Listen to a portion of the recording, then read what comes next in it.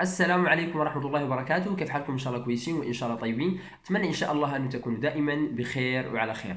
أعزائي المشاهدين، كان شفت لي فيديو على وسائل التواصل الاجتماعي، فصراحة الفيديو ده أثار انتباهي جدا، فعشان كده قررت إني أوريكم الفيديو ده. لكن يا جماعة أنتوا في الأول والأخير ليكم التعليق. يلا يا جماعة باختصار خلونا نشوف الفيديو ونكتشف فيه شنو.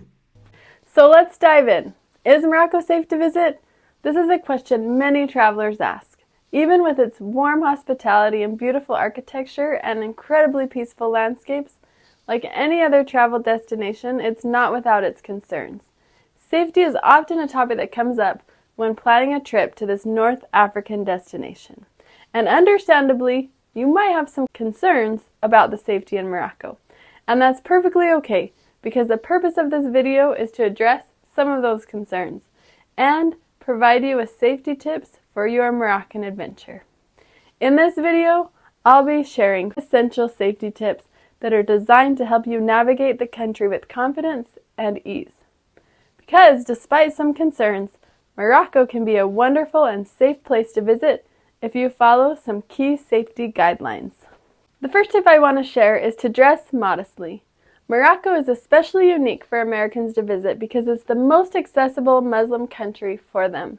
However, the Muslim laws and traditions are not well known to many visitors, which means it's important to take great care in learning how to respect the lifestyle when you visit. In Morocco, as in many countries, respecting the local customs and cultures is so important. This form of respect in a country with such religious values includes dressing appropriately. Now, what does this mean exactly? Well, for women, it means avoiding clothing that reveals too much skin. A good rule of thumb is to cover your shoulders, chest, and knees. Loose flowing garments like maxi skirts or tunics are ideal. And for men, it's usually expected to wear long pants, but shorts are acceptable in some touristy spots. T-shirts are fine, but it's best to avoid tank tops or anything too revealing. Now you might be thinking, but it's hot in Morocco. Yes, that's true, but here's the thing. Lightweight, breathable fabrics like linen can help you cool even in scorching Moroccan heat. So it's not just about looking the part, but also about comfort and practicality. And here's a little bonus tip. Dressing appropriately can also help you blend in with the locals, making you less of a target for unwanted attention. In the end, it's all about finding balance between comfort and respect. So when you're packing for your Moroccan adventure, remember to include clothing that's respectful of the local culture. The second safety tip is to always be aware of your surroundings. This isn't just important when you're traveling, but in your everyday life as well. When you're in a foreign country, it's especially important to be aware of. When you're in crowded, bustling places like Marrakesh marketways, being aware of your surroundings takes on a whole new level of importance.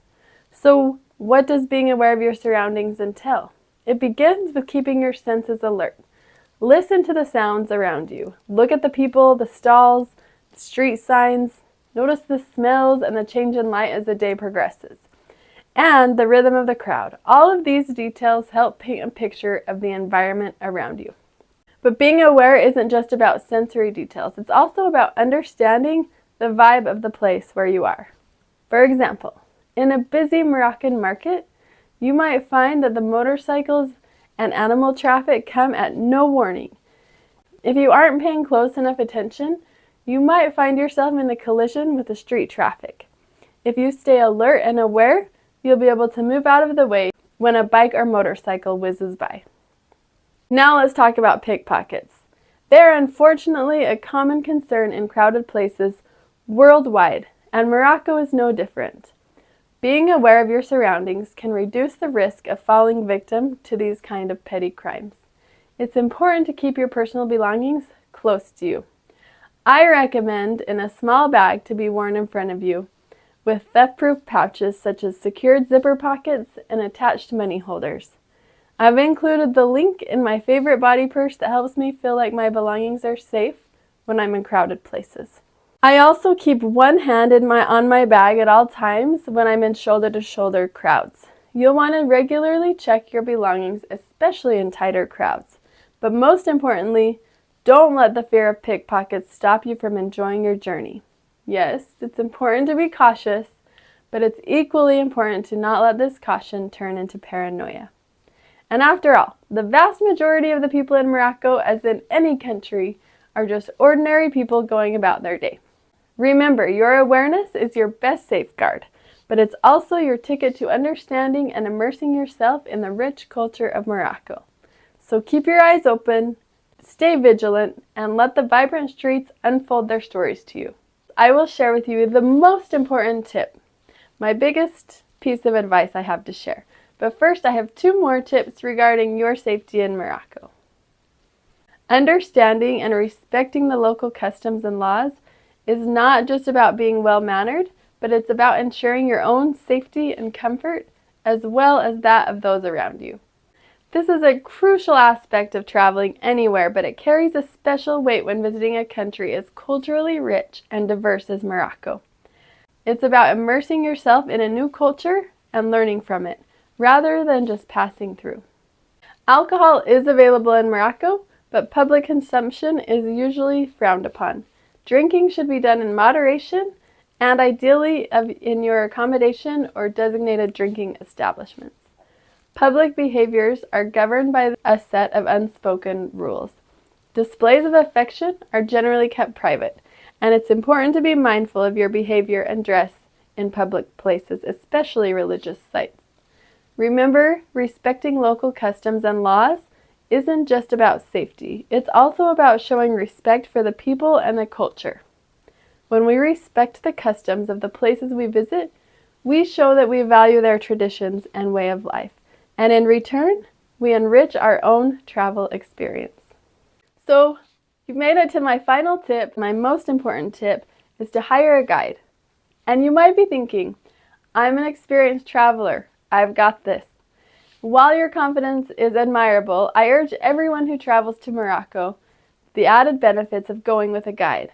Because in addition to keeping you safe, which we will talk about in a moment, your guides will transform your trip from just a trip to an unforgettable immersive travel experience. Something you won't want to miss when you travel there. The guides also know the ins and outs of the local markets, best places to bargain for, and the best spot to watch the sunset over the Sahara. So how does a guide keep me safe? Let's start with the language. Language can be a barrier in any foreign country, and Morocco is no exception. Most Moroccans speak Arabic, Berber, and French, and while English is becoming more common, it's not universally spoken.